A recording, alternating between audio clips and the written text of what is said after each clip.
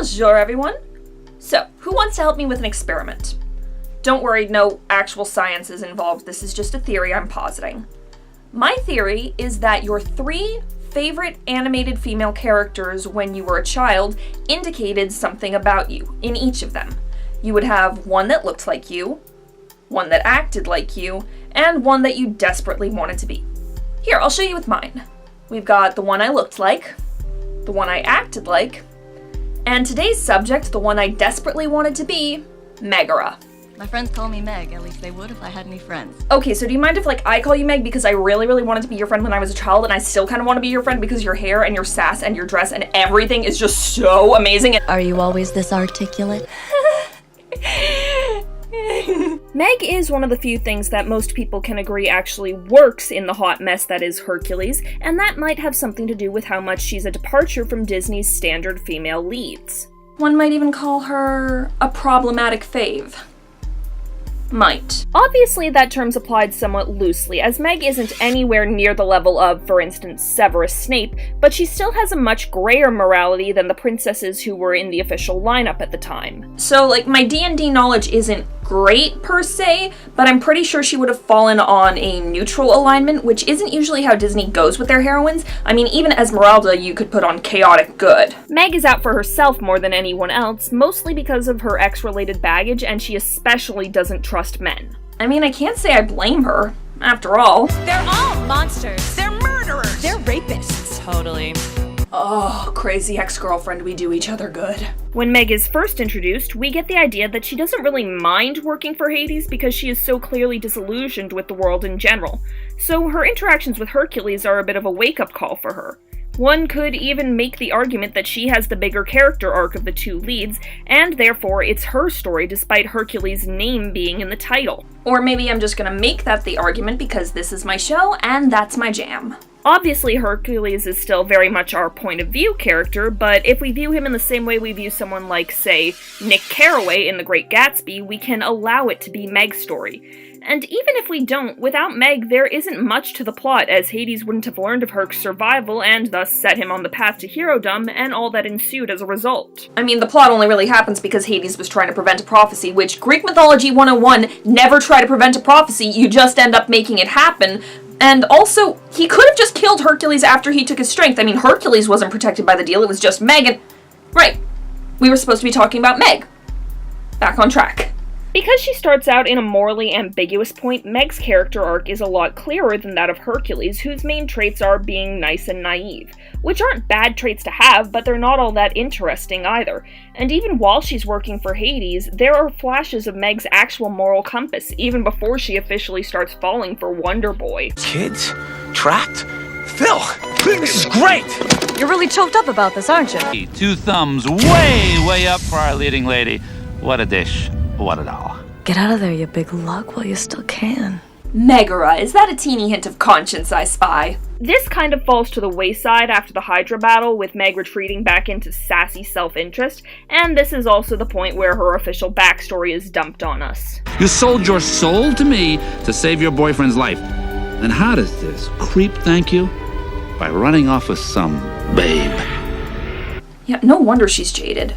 Also, I really like that they took this noir backstory that's usually, a grumpy old detective who can't get over this one woman who totally screwed him over until this plucky young heroine shows up, and they basically gender flipped it with Meg and Hercules. It's not invalid to think that part of Meg's reservations aren't just her growing affection for Hercules, but also a layer of personal history. She knows she's about to screw him over just as badly as her ex did to her, which is pretty deep for Disney, all things considered. And of course, Hercules is actually a really nice guy. Not, a nice guy, oh, forget it. I'm gonna listen to Susan Egan's fabulous voice. Oh, no chance, no way, I won't say it, no. Gorgeous. So now let's talk about that whole soul-selling angle, shall we? Selling one's soul is a largely Christian notion, but brushing that aside, it feels like an incomplete plot device that positions Meg on Hades' side without compromising her morals completely. There is never really any explanation as to how the soul selling works, like, there's no enchanted object or magical jewelry that she has as a symbolic chain, or a brand on her skin that denotes her as property of Hades. You know, something that follows the idea of show, don't tell. But at the same time, I'd actually argue that it's more empowering for Meg to keep choosing her indentured servitude. This is because the subtext of Meg's arc is all about desires surrounding the self. Her original bargain was, technically speaking, an act of selfishness. She sold her soul to save her ex, presumably so that she could keep him. But she chooses to remain in servitude and eventually sacrifice her life in order to protect Hercules and to save the world. Wait, so doesn't that mean she'd be eligible for true hero cred? Movie? Hey, movie, I need an answer on this. I mean, it's not like there's no precedence from the myths. Eros and Psyche was my jam when I was growing up. Hey, movie! Well, I guess that would have been too much of a deus ex machina if they both became immortals at the end, but either way, Meg's character has a lot of material that is worthy of debate on her feminist merits, in addition to the usual whining about deviations from the source material. And let's face it, Megara is a much easier name to say than Diarrhea. That. And normally I'm totally here for that kind of mythological nitpicking, but not today. And while Meg has almost nothing in common with her mythical counterpart, she does have a lot in common with somebody else. Long ago, Zeus banished Apollo to serve for a year as a shepherd to King Admetus. As the king was a kind master, Apollo aided him in winning the hand of the beautiful princess Alcestis. But soon after the wedding, Admetus neglected to sacrifice to Artemis, and as revenge, the goddess filled his bed with venomous serpents, which bit him, marking him for death. Determined to save Admetus, Apollo plied the fates with wine until they were drunk enough that he could extract a promise that Admetus' life would be spared, so long as another would go willingly in his place. But none would, not even the king's elderly parents, and as Admetus returned home in despair, Alcestis swore that she would gladly die for her beloved husband. Before Admetus could protest, Hermes whisked her soul down to the underworld, and the entire kingdom mourned the loss of their queen. It was at this time that Hercules arrived in the kingdom, and despite the funeral rituals still being observed, Admetus adhered to the laws of hospitality, and gave him food and a place at the hearth. To thank the king for his generosity, Hercules journeyed into the underworld and spoke to Hades of the devotion Alcestis had demonstrated for her husband. And because his own marital situation was less than ideal, Hades relented and allowed Alcestis to return to life and to her husband. And there was much rejoicing. You do see the parallels, right? It's not nothing. Obviously, there's a bit of a reductive angle in the fact that Meg's entire character arc hinges on her relationships with men, but it's still a more clearly defined arc than Hercules had, and is arguably more relatable and interesting. Really, there's nothing that a little extra screen time couldn't have solved. Karen, did Disney ever do anything else with this character that might have addressed it in some way?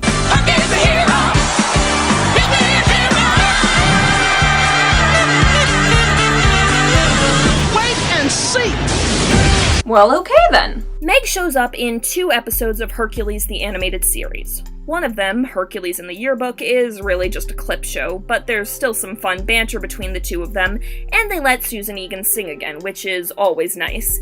The second one, Hercules and the Aetolian Amphora, is a lot more interesting. So this entire series takes place before Hercules and Meg meet in the movie. And while the show just retcons Hades knowing about Hercules because, why wouldn't they? It's harder to do that with Meg, where their meeting and their relationship is just such a big part of the movie. Their solution? An episode in the style of a film noir where Meg hires Hercules to get back the titular amphora filled with lethe water, which she's using to forget a date with Adonis, the show's resident smarmy git. Ugh, this is exactly the opposite of what I asked for! The episode is half filler and half fan service. The chemistry between Tate Donovan and Susan Egan is still great, but that's only a third of the episode, with the rest being devoted to shenanigans from Pain and Panic, and Disney's answer to Beavis and Butthead, Fear and Terror, the demigod sons of Ares. Why they don't call them Phobos and Deimos? I have no idea. I guess this is just one of those usual Disney thinks kids are stupid things. But given that you're all smart people, you've probably figured out that the episode ends with the lethe water erasing Hercules and Meg's memories of each other.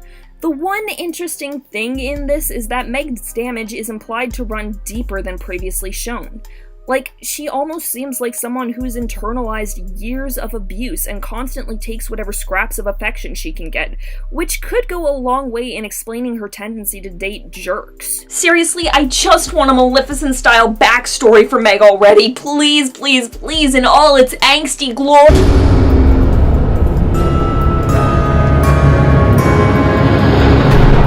Karen? Did I or did I not tell you to delete all footage of that show?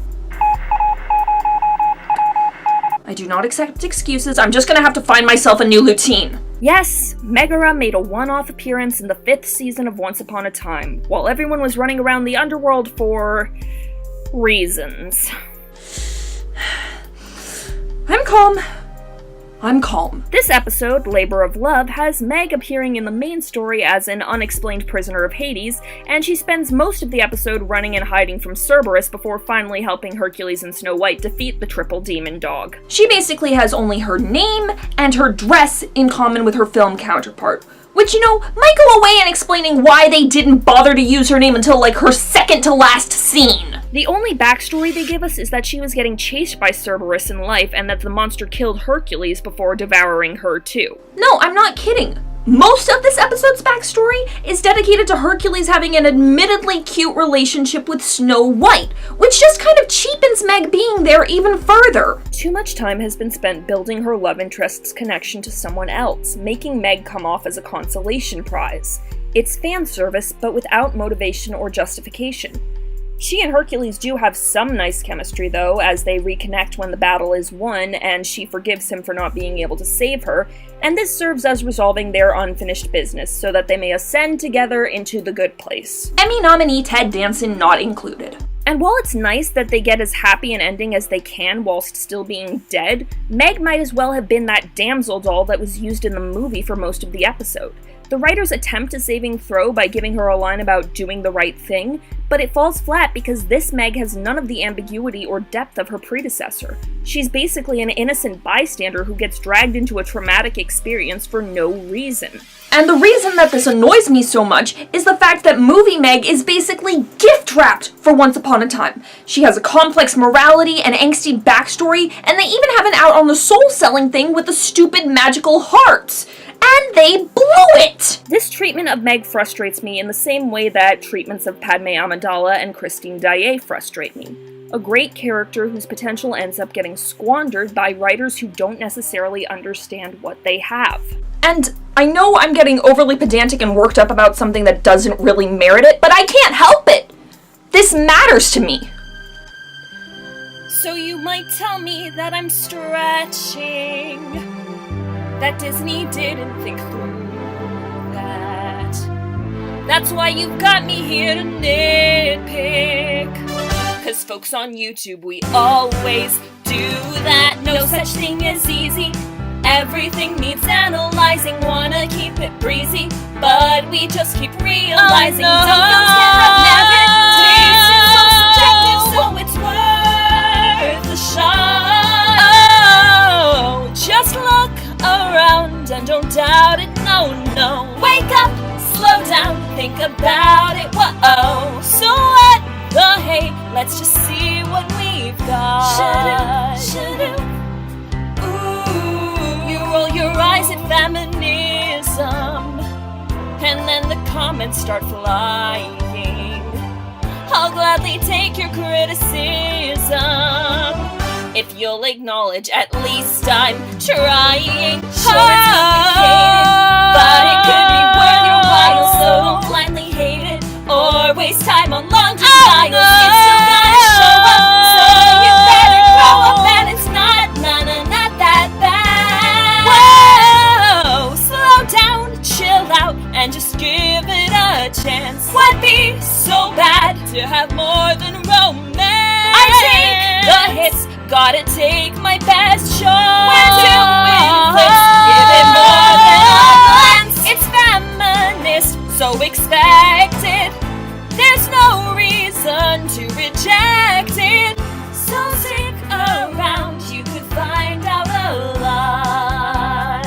Oh, at least for now.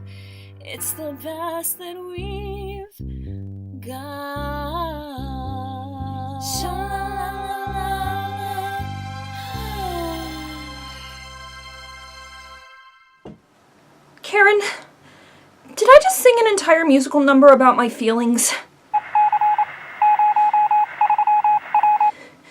Where's the old lamp? Great, thanks. Jeannie? Jeannie, hello? I take it back. I don't want to be Meg anymore. This isn't fun. Come on. Jeannie? Hello? Merci beaucoup for watching, everyone. If you like what I do, please like the video, leave a comment, share it around to your friends, subscribe, anything that could help my channel reach a wider audience. I love making these videos, I love talking about these subjects, and I'd love to do it more. Please also feel free to follow me on Facebook and Twitter. I love talking to you guys, I love answering questions there. It's just a lot of fun. Jeannie, come on, I'm serious. Oh, if you aren't in hoc to a Greek deity, then please come support the show on Patreon. You can request episodes like this one, and you can also get cameo privileges, vote on Lady of the Month. Where are you? Come on! Yeah, also remember to like, share, subscribe, and I will see you soon. Right. A bientôt! Oh, I wish I were somewhere else.